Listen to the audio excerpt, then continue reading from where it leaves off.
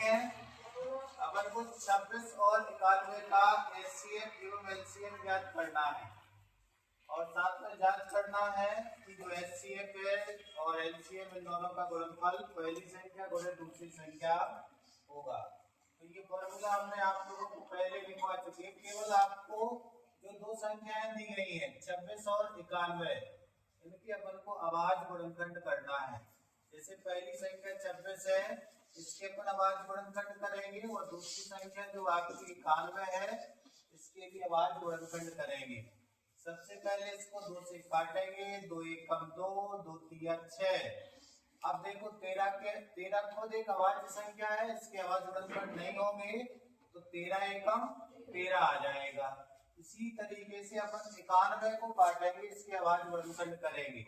अभाज्य जो संख्याएं हैं अपनी 2, 3, 5, 7, 11 इस तरीके से सबसे पहले इसको 2 से काटेंगे, 2 से नहीं कटेगा तो 3 से काटेंगे, 3 से नहीं कटेगा तो 5 से काटेंगे, 5 से नहीं कटेगा तो 7 से काटेंगे।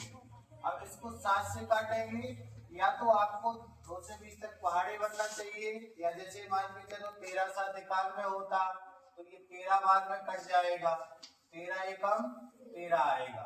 अब कुछ नहीं करना है, पहले आपको 26 के अभाज्य गुणनखंडों को लिखना है 2 गुणे 13, इसके बाद 91 के अभाज्य गुणनखंडों को लिखना है, ये आ जाएगा 7 गुणे 13। इन दोनों में आपको चेक करना है कि कॉमन कौन सी राशि है। जैसे 13 है तो 13 कॉमन है तो ये आपका एचसीएफ होगा।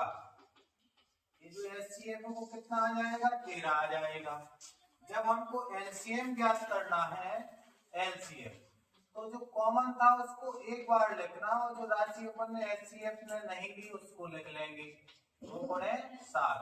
अब इनका आपस में गुणा करेंगे, 13 दूनी 26 होगा, गुणा में 7, 7 से इसमें गुणा करेंगे, 7 छक 42, 7 दूनी 14 और 4 कितने हो जाएंगे 18, तो ये 182 हो जाएगा इसका एलसीएम। अब दूसरा जो सवाल है इसमें लिखा है जांच कीजिए कि जो एचसीएफ गुणे एलसीएम है ये किसके बराबर होगा, पहली संख्या गुणे दूसरी संख्या का। तो अब अपन जांच करेंगे, यहाँ लिख लेंगे जांच। जांच में 2 चीजें रहेंगी, एक तो रहेगा आपका एलसीएम, एक रहेगा एलएचएस, दूसरा रहेगा आरएचएस। तो जांच में अपन एलएचएस लेंगे, एलएचएस बराबर में होगा एचसीएफ गुणे एलसीएम। जो अपना एचसीएफ है वो कितना आया 13, तो इसको लिखेंगे यहाँ पर, गुणे एलसीएम कितना आया 182, उसको इधर लिख लेंगे। अब इनका आपस में गुणा करेंगे, 13 का पहाड़ा पढ़ लो या डायरेक्ट गुणा कर लो। इसी तरीके से अपन आरएचएस निकालेंगे, ये दोनों चीजें अपनी बराबर आना चाहिए। जैसे क्या लिखा, पहली संख्या गुणे दूसरी संख्या, तो ये पहली संख्या गुणा में आ जाएगा अपना दूसरी संख्या। पहली संख्या जो अपनी है वो कितनी है 26 है और दूसरी संख्या जो अपनी है वो है 91।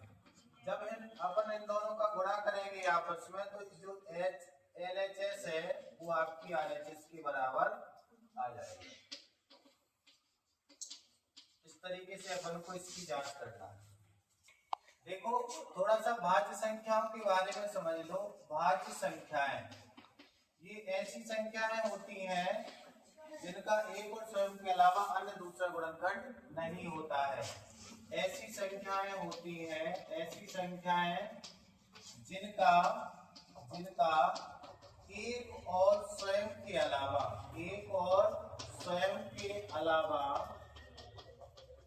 अन्य दूसरा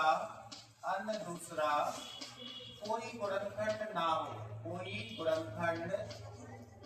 ना हो, अभाज्य संख्याएं कहलाती हैं। जैसे सबसे छोटी अभाज्य संख्या जो होगी, सबसे छोटी अभाज्य संख्या ये होती है आपकी 2 होती है।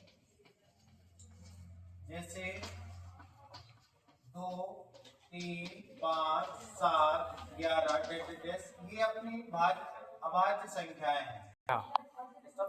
संख्या है जिसका एक और स्वयं के अलावा अन्य दूसरा गुणनखंड हो वो अपनी भाज्य संख्याएं कहलाती। जैसे सबसे छोटी भाज्य संख्या 4 है। अब इस 4 को देखिए, सबसे पहले ये 1 से कट जाएगा और स्वयं से कटेगा। इसके अलावा ये जो 4 है वो 2 से कटेगा। तो देखो 1 और स्वयं के अलावा इसका गुणनखंड क्या है, 2 है। तो ये आपकी भाज्य संख्या कहलाती है।